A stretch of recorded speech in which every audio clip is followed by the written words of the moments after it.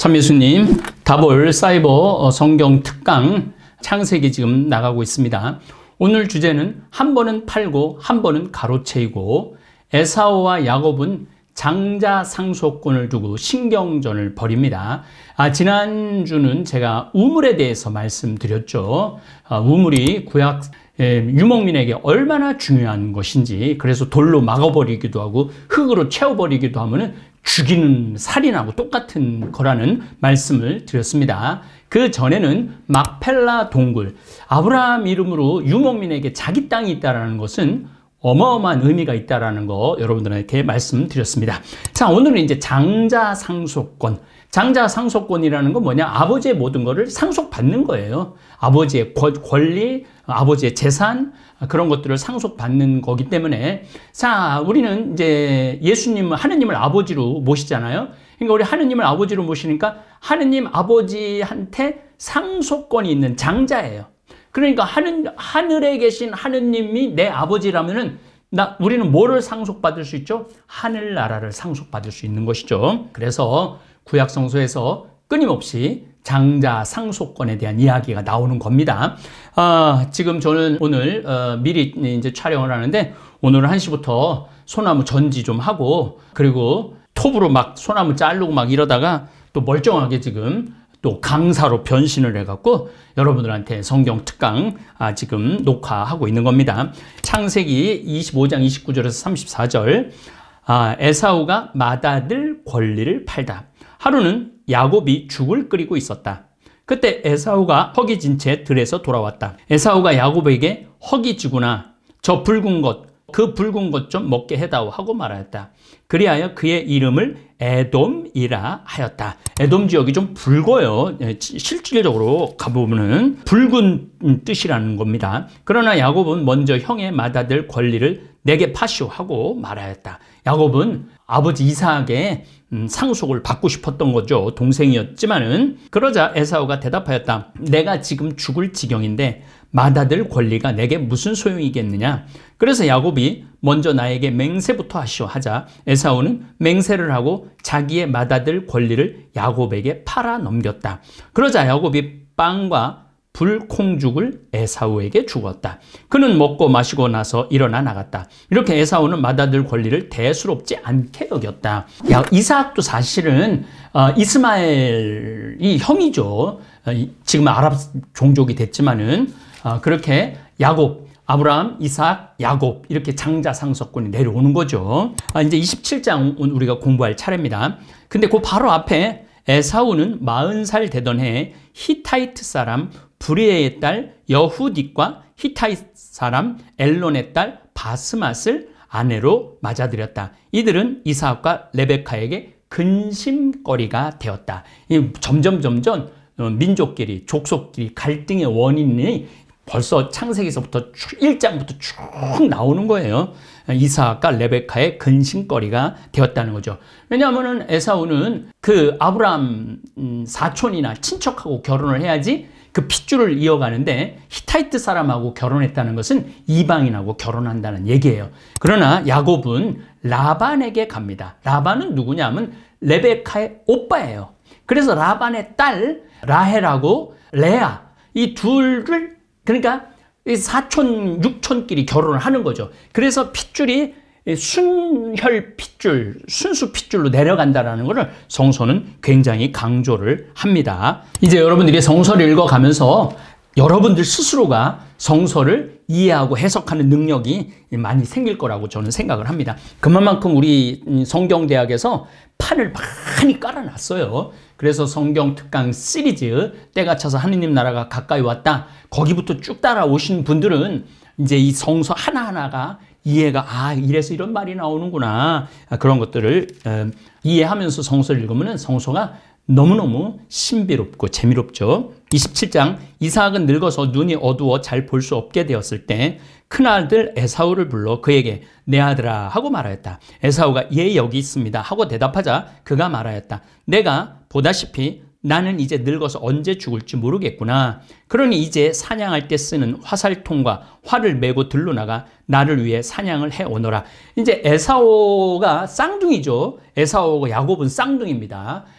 에사오가 먼저 나오고 야곱이 발 뒤꿈치를 붙잡고 나온 거죠. 그래서 야곱이라는 뜻이 발 뒤꿈치를 붙잡고 나온다라는 뜻이죠. 그런 다음 내가 좋아하는 대로 별미를 만들어 나에게 가져오너라. 그것을 먹고 내가 죽기 전에 너에게 축복하겠다. 상속권을 주겠다는 얘기죠.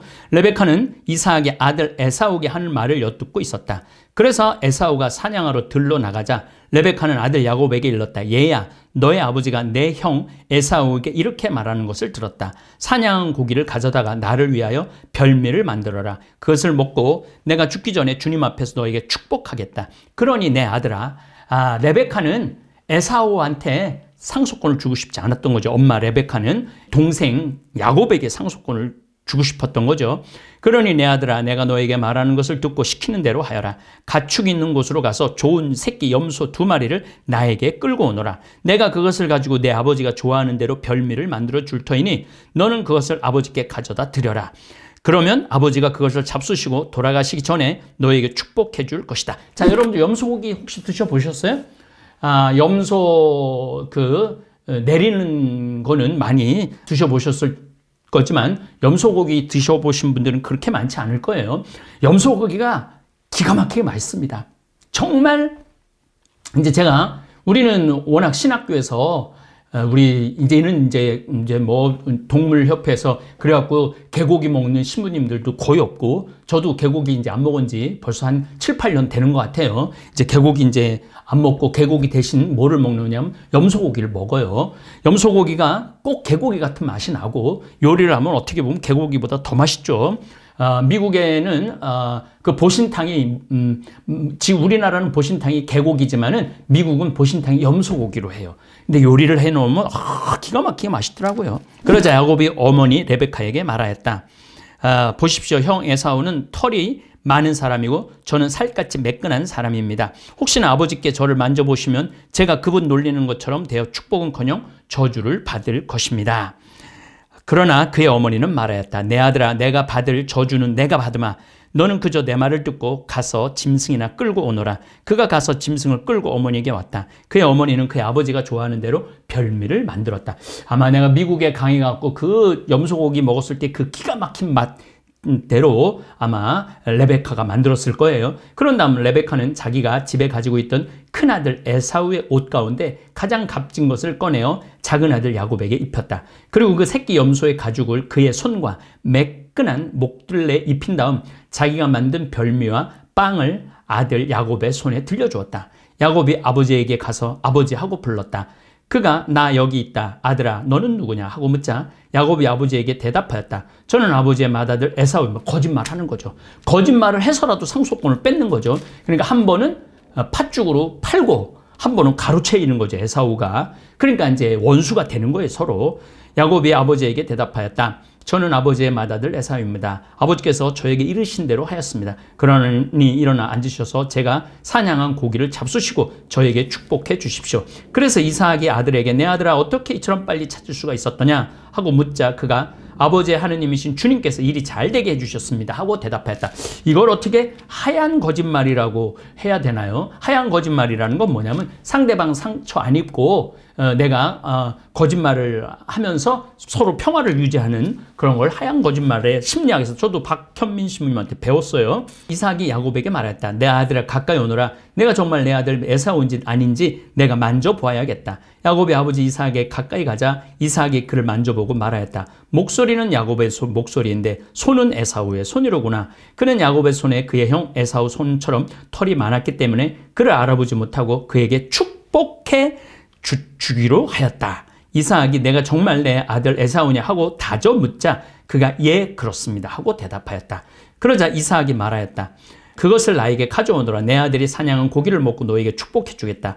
야곱이 아버지에게 그것을 가져다 드리니 염소고기를 가져다 드리니 그가 먹었다. 그리고 포도주를 가져다 드리니 그가 마셨다. 그런 다음 아버지 이삭이 그에게 말하였다. 내 아들아 가까이 와서 입 맞춰다오. 그가 가까이 가서 입을 맞추자 이삭은 그의 옷에서 나는 냄새를 맡고 그에게 축복하였다.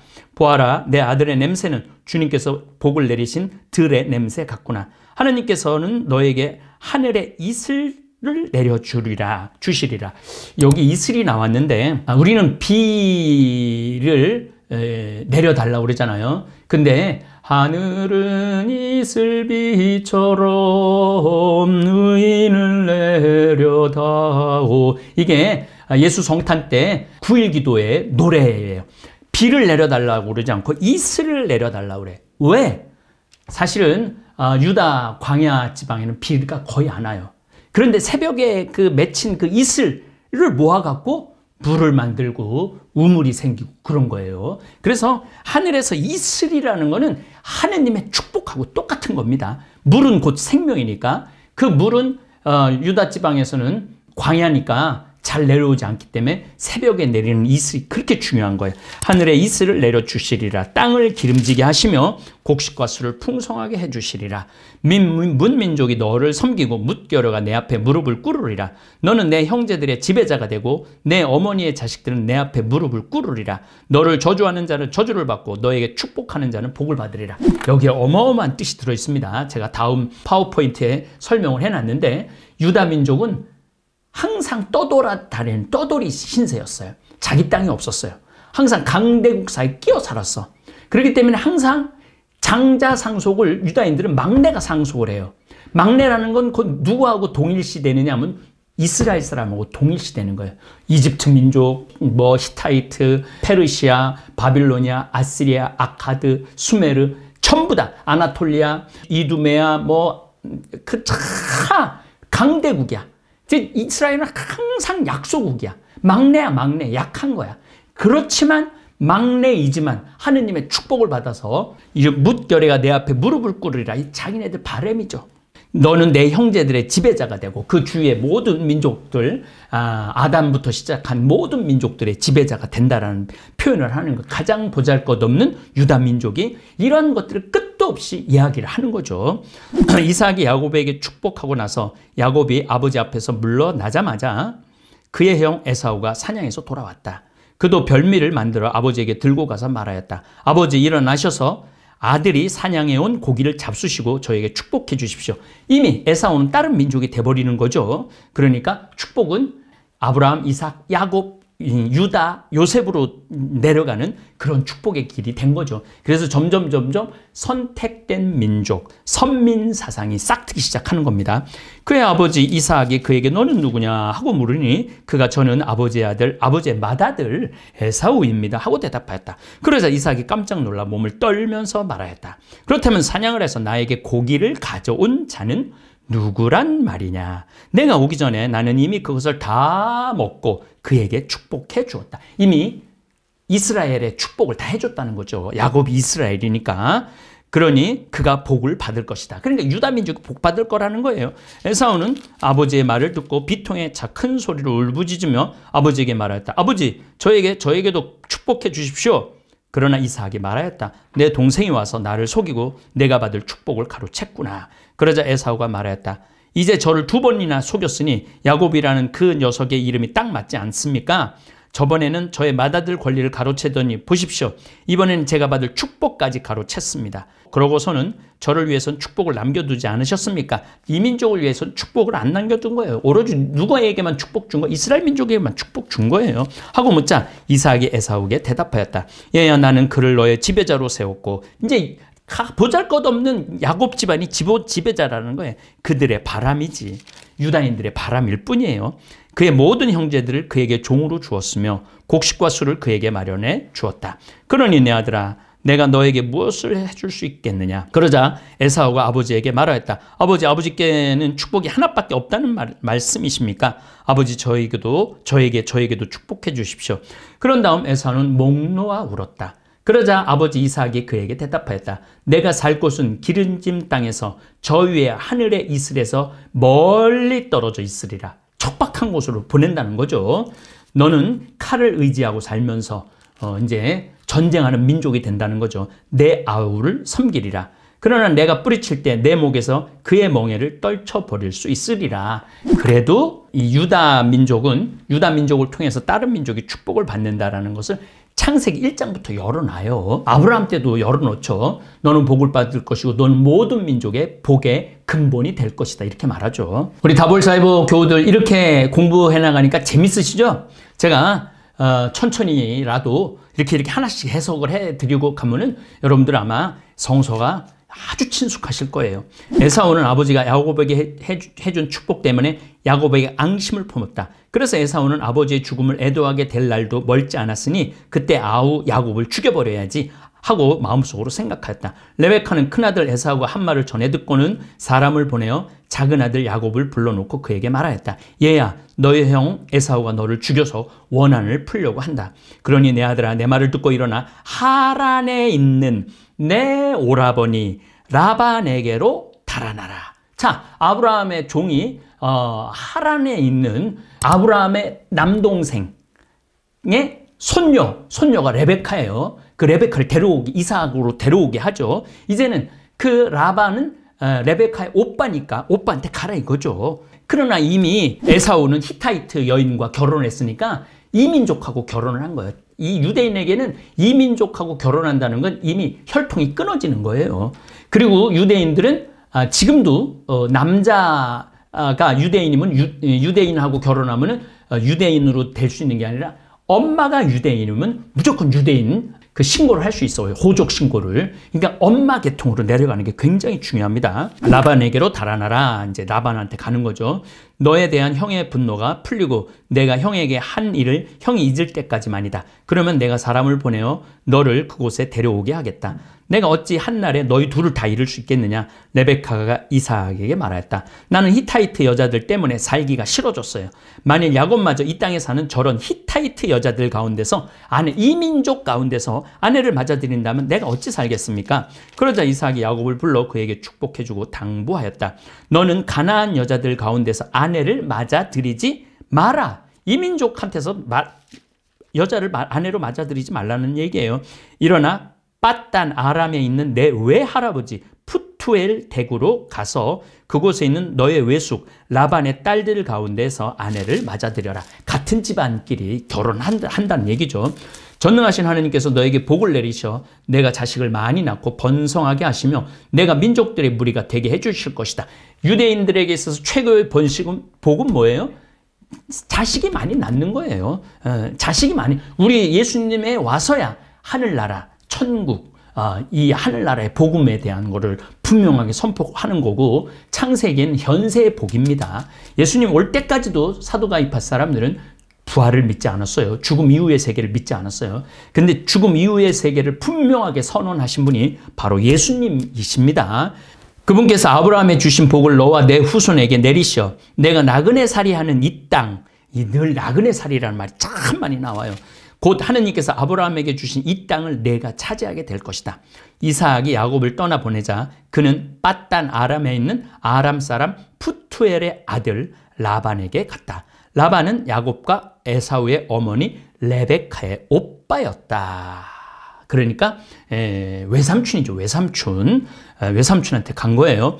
에사우는 이삭이 야곱에게 축복하고 그를 밧단 아람으로 보내어 그곳에서 아내를 맞아들이게 하면서 그에게 축복하며 가나안 여자들 가운데서 아내를 맞아들이지 마라. 이제 이 유대인 족보로 이제 흐르는 거예요. 하고 당부하는 것과 야곱의 아버지와 어머니의 말을 듣고 밧단 아람으로 떠나는 것을 보았다. 그리고 에사우는 자기 아버지 이삭이 가나안 여자들을 달갑게 여기지 않는 것도 보았다. 그래서 에사우는 아내들이 있는데도 이스마엘에게 가서, 이스마엘은 아버지죠. 그러니까 큰아버지죠. 큰아버지 이스마엘에게 가서 다시 아브라함의 아들 이스마엘의 딸이며 느바요의 누인 마할랏을 아내로 맞아들였다. 그래도 그 핏줄을 이어받고 싶어서 했는데 이스마엘은 이미 하갈의 딸이고 이미 이제 아람 민족으로 다른 민족의, 그러니까 순혈통이 아니란 얘기예요. 야곱은 부엘세바를 떠나 하란으로 샘물 이름이죠. 부엘세바를 하란으로 가다가 어떤 곳에 이르러 해가 지자 거기에서 밤을 지내게 되었다. 그는 그곳에 돌 하나를 가져다 머리에 베고 그곳에 누워 자다가 꿈을 꾸었다. 그가 보니 땅에 층계가 세워져 있고 땅에 층계 층계가 세워져 있던 또는 사닥다리가 세워져 있고 그 꼭대기는 하늘에 닿아 있는데 하느님의 천사들이 그 층계를 오르내리고 있었다. 야곱 시대만 해도 하늘나라는 층계를 타고 올라간다고 그렇게 생각을 했던 거죠. 지금도 이제 임사체험, 죽음 이후의 세계를 체험한 사람들을 보면은 하늘나라의 빛으로 올라가는 경우도 있고 층계로 올라가는 경우도 있다고 그러죠. 주님께서 그 위에 서서 말씀하셨다. 나는 너의 아버지 아브라함의 하느님이요 이삭의 하느님인 주님이다. 나는 내가 누워있는 이 땅을 너와 내 후손에게 주겠다. 땅을 계속 주겠다는 거예요. 후손, 자식들, 자손, 후손, 땅. 이게 창세기의 주제라고 할 수 있죠. 내 후손은 땅의 먼지처럼 많아지고 너는 서쪽과 동쪽 또 북쪽과 남쪽으로 퍼져나갈 것이다. 땅의 모든 종족들이 너와 내 후손을 통하여 복을 받을 것이다. 유대인을 통해서 복을 받는다는 거죠. 선민사상이 싹 트는 겁니다. 선택된 민족이라는 게 싹 트는 거죠. 보라, 내가 너와 함께 있으면서 내가 어디로 가든지 너를 지켜주고 너를 다시 이 땅으로 데려오겠다. 내가 너에게 약속한 것을 다 이루기까지 너를 떠나지 않겠다. 야곱은 잠에서 깨어나 진정 주님께서 이곳에 계시는데도 나는 그것을 모르고 있었구나 하면서 두려움에 쌓여 말하였다. 이 얼마나 두려운 곳인가. 이곳은 다름 아닌 하느님의 집이다. 여기가 바로 하늘의 문이로구나. 야곱은 일찍 일어나 머리에 베었던 돌을 가져다 기념 기둥을 세우고, 자, 계약을 맺고 계약을 세우고 그 다음에 계약을 가르는 거 가운데 기념 기둥을 세운다고 나오죠. 그 꼭대기에 기름을 부었다. 계약의 의미가 있는 거죠. 그러고는 그곳의 이름을 베텔이라고 하였다. 텔은 집을 얘기하는 겁니다. 하느님의 집이라고 하였다. 그러나 그 성읍의 본 이름은 루즈였다. 그런 다음 야곱은 이렇게 서원하였다. 하느님께서 저와 함께 계시면서 제가 가는 이 길에서 저를 지켜주시고 저에게 먹을 양식과 입을 옷을 마련해 주시며 제가 무사히 아버지 집으로 돌아가게 해주신다면 주님께서는 저의 하느님이 되시고 제가 기념 기둥으로 세운 이 돌은 하느님의 집이 될 것입니다. 그래서 유다인들은 베텔이 하느님께 제사를 지내는 중요한 장소가 되죠. 그리고 저는 당신께서 주시는 모든 것에서 10분의 1을 당신께 바치겠습니다. 하느님께 제물로 바치겠다는 그런 약속을 하죠. 여기 3절까지만 오늘 읽겠습니다. 야곱은 발걸음을 옮겨 동방인 땅으로 갔다. 동쪽으로 계속 간 거죠. 메소포타미아, 이건 동방박사 세 사람, 이건 다 그쪽 동쪽에서 사람이 오는 거. 서쪽은 이집트고. 그러니까 자꾸 동쪽으로 갔다 그러면은 페르시아 쪽으로 갔다고 생각을 하면 돼요. 우리나라 서해 바다, 동해 바다 있듯이 유다인들은 동쪽으로 계속 가면 메소포타미아, 서쪽으로 가면은 이집트. 우리나라는 서쪽으로 가면 중국, 동쪽으로 가면 일본, 미국이죠. 그가 보니 들에 우물이 하나 있고 양떼 세 무리가 그 곁에 엎드려 있었다. 그것은 가축에게 물을 먹이는 우물인데 그 우물 위에는 큰 돌이 덮여 있었다. 돌은 왜 덮여 있다고 그랬죠? 우리 거니까 다른 사람이 와서 못 먹게 하는 거죠. 가축들이 그곳에 다 모이면 목자들은 우물 위에서 그 돌을 굴러내어 양떼에게 물을 먹인 다음 그 돌을 다시 우물 위 제자리로 돌려놓는 것이었다. 오늘 여기까지 하겠습니다. 제가 이 강의 준비를 하다 보니까 30분, 40분 하는 건 굉장히 힘들더라고요. 그래서 여러분들도 아마 따라오기 힘들고 이제 다음 시간에는 정말 장자 상속권에 대한 참 의미에 대한 이야기를 나누도록 하겠습니다. 예, 감사합니다. 너무나도